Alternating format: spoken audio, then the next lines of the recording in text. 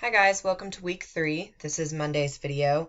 So on the syllabus it says peer review / conferences. This is basically a built-in day for us to play catch up and for me to go over any skills that you guys seem to want more time with. So we're going to talk about introductions a little bit, and I'll show you a few sample ones because I have gotten a few questions about that. And then for the next video, if there's not enough time left in this first video, we'll talk about analysis versus description. So your writing responses, a lot of you are doing description really well, but I'm not seeing a lot of analysis, and this is the rhetorical analysis unit, so I'll help gear you more toward analysis for that second video. One other thing before we get started, I'm going to review the syllabus like normal, and then I'm going to talk to you about your midterm. Some of you are already asking me questions about midterm grades and how all that works, so I'll go ahead and jump into that before we get into the details of this video. I will explain more on Thursday and Friday because those are specific midterm days, because you will have your rhetorical analysis paper done, the draft at least, by 11:59 p.m. on Wednesday the 13th. So once I get those, then I will start grading them, and like I said in an earlier video, when you submit your midterm, you will be submitting the exact same rhetorical analysis paper, okay? Because I cannot have all of them graded with all that feedback in really just 2 short days and enough for you to make revisions. So just put the same document in there, and it's just to get a feel for the final portfolio. Okay, so for the midterm, I'll go ahead and show you the grade report sheet that I'm going to give to you.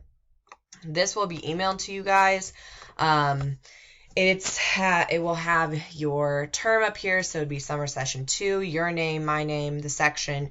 This is for your edification.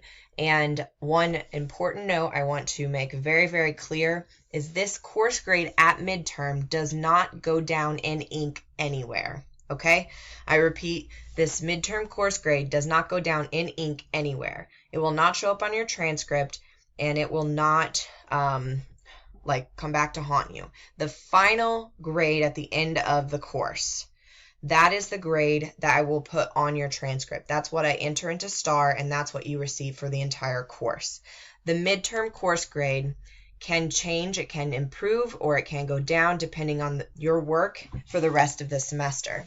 Most of the time, students' grades go up because you're improving, you're revising your papers, and your last paper is a more contemporary or something. It's a research paper that you might be more comfortable with, okay? So on this, you have completed X amount of the free writes. So there will be 11, I believe, by the time the midterm rolls around. Unit 1's free writes are closed. So free writes 1 through 4, you cannot access. I will close Unit 2 because there's no use in, if you're in Unit 4, to go back and complete something from Unit 1 because you already are supposed to have done the work. So I will close Unit 2, which is the rhetorical analysis unit. I will close that Thursday, this coming Thursday, the 14th at noon. And I'll remind you in later videos. So what that means is free writes 5 through 10 will be closed after Thursday, the 14th at noon. And writing responses 2, 3, 4, and 5 will be, you'll no longer be able to submit them. Also, your rhetorical analysis paper will close Thursday at noon. So just get everything in on time. I will, of course, accept your rhetorical analysis paper to give you feedback if you miss that deadline, but for the free writes and for the writing responses, get those in. If not on time, then within the deadline of the unit opening and closing, okay? So again, free writes 5 through 10 and writing responses 2 through 5 will no longer be available for submission on Thursday, the 14th at noon. All right, just to give you a little bit of a calendar here. Okay, so in this, I will fill in how many of the free writes you have completed. Then your overall participation, the free writes are only part of the participation, as you can see on page 4, the work in progress. If you don't have work in progress, I've already put the rubric online. It is right here, rubrics, okay? That has all the rubrics for the whole course. So based on those rubrics, which are standardized for all English 101 courses, you'll have one of these rankings. The second thing, you have completed X amount of the writing assignments. These are the 10 writing assignments that count as exploratory writing. Hopefully you have completed 5 out of 5. If not, then make sure that you do complete them before, again, the 14th at noon. So you can even ask me before, hey, I'm not sure how many I've completed. I always email them back to you with feedback. So you should have something in your inbox from me that says writing response 1 through 5. And again, the rubric, work in progress, page 3, has what all of these things mean. The work in progress, page 2, portfolio assessment, that is for your reflective cover memo and your 2 papers, the narrative revision and then the resubmission of the rhetorical analysis paper. So for participation, I'll fill in a letter grade here. Exploratory writing, I'll fill in a letter grade here. Working portfolio, fill in a letter grade here. Then I will do the math to fill in the overall course grade at midterm. And remember what I said about the midterm grade just a second ago. It does not count. This is just where you are in the class right now. It can always improve. If you're not sure how to improve, then ask me. Just email me and I will do my best to make it clear what you're not completing or how you can get that grade up if you're not satisfied with it. And I will provide more specific instructions on how to approach me with these things, sometimes especially over the internet and also through email. Tone can be an issue, so let's try to just keep it pleasant and be clear about expectations, etc. Okay? So that's the information for the midterm grade report. And I've already made it clear when the portal for Unit 2, the Rhetorical Analysis Unit, will close. So you've done Writing Response 4. I've commented on those. You've done Writing Response 5. We'll get to some feedback on those. And then the next video for Tuesday, I'm going to do a better job with citations and comment on avoiding plagiarism. And then on Wednesday, your rhetorical analysis paper is due. So again, this day, I give you an extra day to go back and complete anything. This day is when Unit 2 will close and when we start the midterm unit. All right. So, introductions. I have pulled a few sample papers here, and we're going to just look at a couple of different kinds. These, I would say, are strong introductions. So, this one here, he has the title, which is based off the political cartoon. Remember, they didn't do movie posters, they did political cartoons. So, I'll just go ahead and read it. During the 1920s, the fear of communism was looming in the minds of many Americans just 2 years after the end of World War I, as communism was a threat to the American dream, a dream that was personified in people such as Andrew Carnegie and John D. Rockefeller as they ascended from rags to riches in the capitalistic empire of the United States. Okay, so this is a lot of words, but it's a great opening. He says something obvious, but tacks it down with specific names, and then he gives me a correct citation. The only issue is this should be on the outside, and you don't need to put pages, all right? So, give me liberty, I'm assuming is an article because it's in italics, or sorry, quotation marks, and then he has 2 pages here.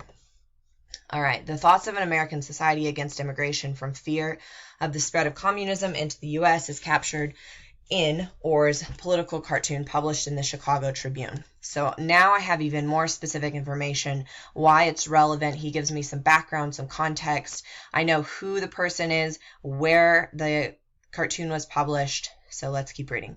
Through the use of imagery and alignment of details, the artist establishes effective pathos as the cartoon grasps the quintessence of American fear regarding immigrants. Okay, so this would be obviously his thesis statement, and I kind of have a roadmap. Again, what is the thesis statement? A roadmap throughout the rest of the paper. He follows it pretty well. He did excellent on this paper. And I know kind of which rhetorical elements to look for. So this would be a pretty basic introduction. We're going to look at some others that have more style to them. All right, so this one's similar to the one that I just read. I'm not going to read the whole thing because we'll run out of time. But the main thing why I chose this one as a sample is she does open it up with general historical information, and then she specifies what the paper is going to talk about by saying one artist, Chapin, A.B. Chapin, is representative of this information she just introduced. Okay, so it's this larger idea, and then this one political cartoon or this one movie poster is reflecting or is emblematic of that one idea that the author or you just introduced. All right, let's go ahead and move on to the last one so we don't run out of time. All right, I worked with this student a lot on her introduction and conclusion. She wrote really strong introductions and conclusions. She used a list technique often. So the title of the cartoon she was analyzing is the same cartoon that I've mentioned in videos before. It was the Look How Far We've Come, 2 tombstones with Emmett Till and Jordan Davis on them. So she's spinning off of that immediately. Look how far we have come as a society, or rather not, because we have not moved a single step forward. So this she's using extremist language to achieve a purpose. Then she has a list of names or a list of heroes or victims of racial profiling, she says. And then she dips right into the 2 names on the headstones and how they're relevant to Rob Rogers, the year, the title of the political cartoon, and the relevancy in our society today. So after this kind of background information, she ties it to a historical context and to a modern context. Then she outlines her roadmap or her thesis statement for the paper. And the last one is a little bit edgier. This student liked to include fragments, but they were often, or they were pretty much always used strategically. So boom or bomb, immigration is how this country was founded, yet the United States is at a crossroads with its accommodating immigration laws in the early 20th century. Here, Carrie Orr's 1920s immigration cartoon Red Scare speaks volumes about growing fears of the time. Through visual and emotional triggers, so pathos, Orr is able to engage his audience quickly and effectively, leaving no debate about where he stands on the issue. With a small cartoon, Orr will share an entire short story. So this is a brief and short introduction. It could use a little bit of development, but this is a more effective hook or introductory sentence than something like throughout time, immigration has been an issue. Like, there's no way that you as a researcher can qualify all of that time, and also that's an obvious statement. Like, that adds nothing to my understanding of your writing ability or your critical analysis abilities. So I do have all the information, though. I have the name, I have the general context, the issue that we're going to be discussing, and we have a judgment call, effective, okay, pathos, etc. And then he has this one sentence here that kind of just adds a little bit more creativity to his introduction. Okay, so introductions are tough, and so are conclusions. Just do your best with them, and keep in mind that there's no such thing as a perfect first draft. A lot of you are emailing kind of in a frantic mode where you're just not sure what to write. Write what you the best that you can right now, and that's why we revise. This is a process-based class. So in writing response 4, I provided feedback for you, and writing response 5 is more about your peer review abilities. But on your drafts for Wednesday, I will add feedback, okay? And you can always ask me if that feedback doesn't make sense or if you want additional feedback, okay? That's my job. That's why I'm here. So just communicate with me, and I'll do the best that I can. All right, next video, we're going to talk about analysis versus description.